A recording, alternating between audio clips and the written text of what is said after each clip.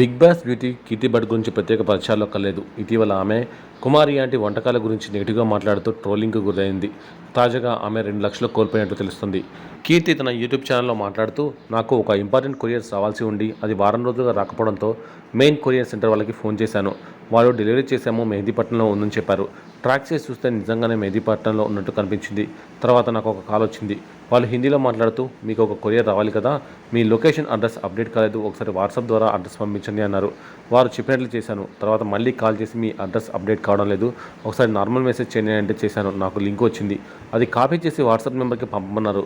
తర్వాత ముందు పంపిన వాట్సాప్ నెంబర్కి అదే లింక్ని ఫార్వర్డ్ చేసి దాన్ని ఓపెన్ చేయమన్నారు. అలాగే అడ్రస్ అప్డేట్కు ₹2 ఎక్స్ట్రా కట్ అవుతుంది అన్నారు. అయితే ₹2 కదా అని లింక్ క్లిక్ చేశాను.